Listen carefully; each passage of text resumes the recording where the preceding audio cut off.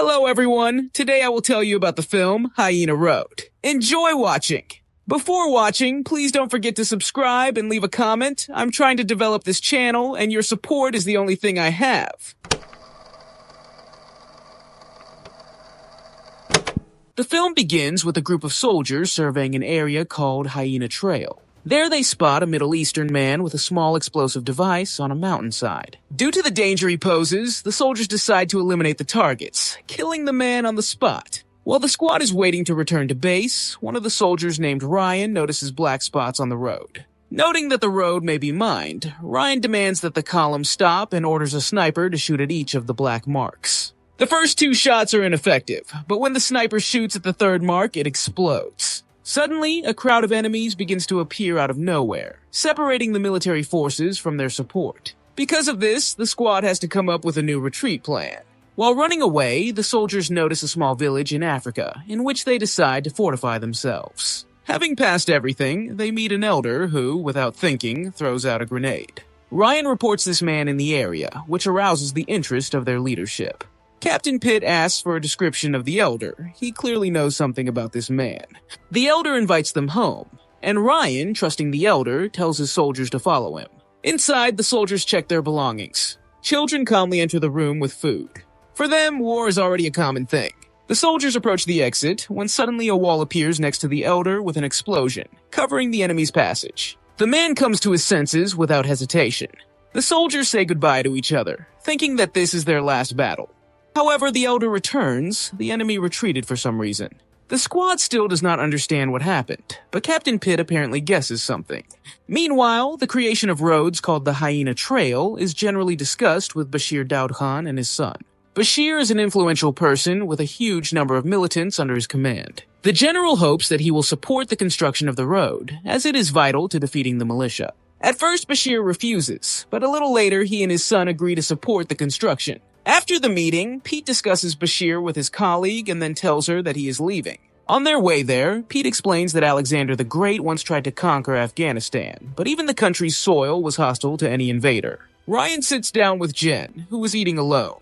They meet secretly. Pitt approaches Ryan and asks to speak with him outside. Pitt tells Ryan that he was in the middle of a tactical operation when his unit was ambushed, and that the guy is incredibly lucky.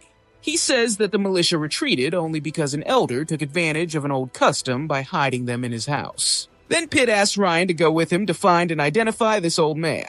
That same night, Ryan and Jennifer have a nice conversation with each other. Jen suddenly tells Ryan that although they are perfect for each other, they should still stop dating, as it can interfere with their military careers. The man is against it, but still understanding, he agrees. The next day, Pitt and Ryan arrived in the village, where, together with a translator, they try to find out about the elder. But the old man claims that he is the only elder here, and the one they are looking for is a ghost, and says that his trail can be found in the city of Kandahar. After meeting with the elder, Pitt immediately goes to his informant Haji, also known as the Cleaner.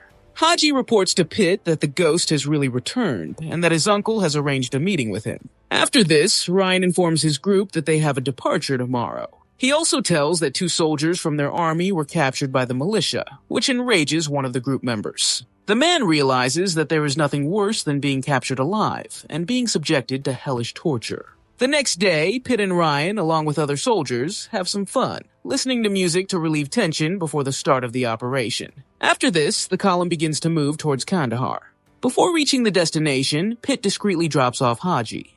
Pitt explains to Ryan that Haji is one of the most courageous and reliable people he knows. Eventually, they arrive at the destination, where Pitt, Ryan, and the translator enter the house. There they meet the elder they were looking for. After a formal introduction, Pitt gives the elder a reward for helping Ryan in the village. But the elder refuses the gift, because he considers it stupid to take money without knowing what it is really for. The elder leaves, and Pitt tells Ryan that this is not just an old man, but a legendary warrior, nicknamed the Lion of the Desert, and he returned for a reason.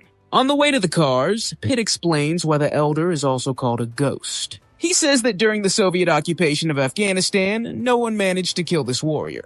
Despite multiple wounds and injuries, the man always remained alive. Suddenly, something explodes near the convoy.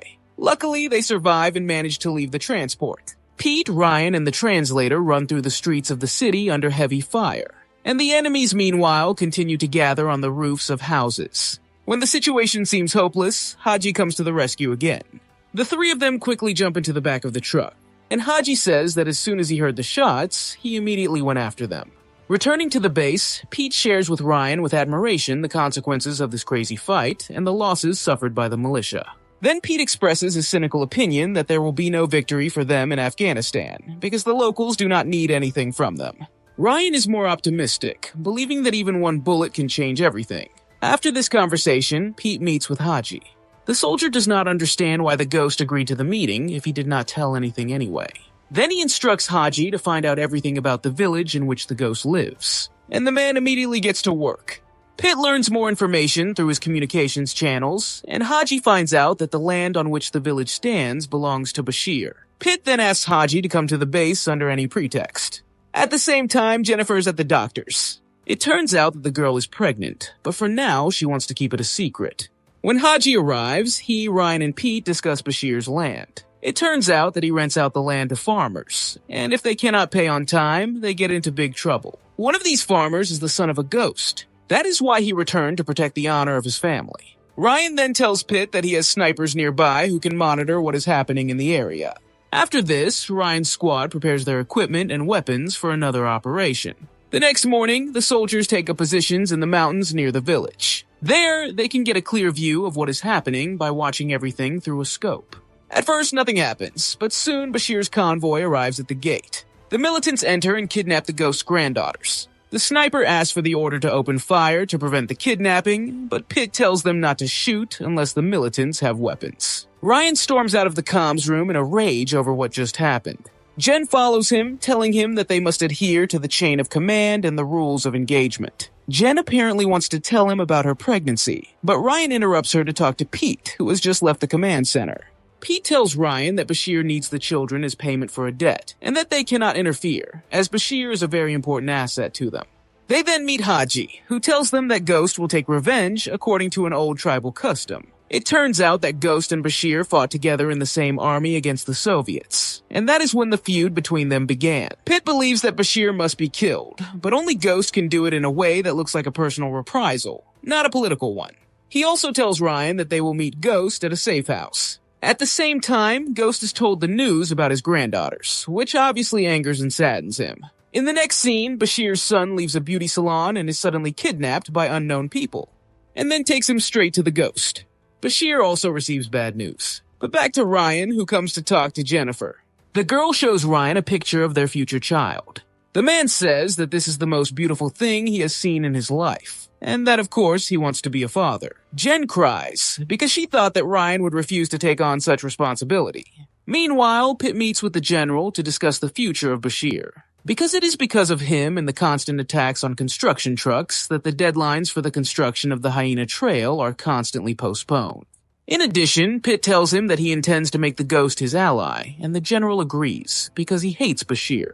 Soon after, Pitt meets with the Ghost in the safe house, and Ryan informs his people about the shelter and the measures they will take in the event of a possible meeting between the Ghost and Bashir. Pitt discusses the recent kidnapping of 2 girls and gives the Ghost money as a gift, and wants him to attend the opening ceremony of a road called the Hyena Trail, as he is the elder of the region. The Ghost still continues to claim that he is just an ordinary farmer, but upon hearing that Bashir will be at the opening, his decision changes dramatically, and he agrees to come to the opening of the road, saying that it will be an honor for him. That same night, Ryan meets Jen in a secluded place. He says that if they survive this operation and can get out of there, then he will definitely propose to her, and the girl happily agrees. The next day, the general and his convoy leave for the opening ceremony. And Ryan and his people sat on the mountain, as they do not know for sure where exactly Bashir will go. After waiting a little, they finally see Bashir's column, which is heading towards the lodge. Pitt calls the command center and asks to hack into the area's communications so they can listen in. Bashir arrives as Ghost slowly exits the cabin. In the command center, Pitt listens intently to their conversation. Ghost first accuses Bashir, his former student, of disrespecting him, to which Bashir replies that Ghost's son does not pay taxes on his land. After Ghost pays off the debt, he asks for his granddaughters back, but Bashir assures him that this is impossible, as he has already sold them. Bashir asks to see his son, and Ghost pulls his son's head out of the bag. He mourns, then prepares to shoot the elder. Ryan tries to stop him, despite orders from Pitt not to shoot.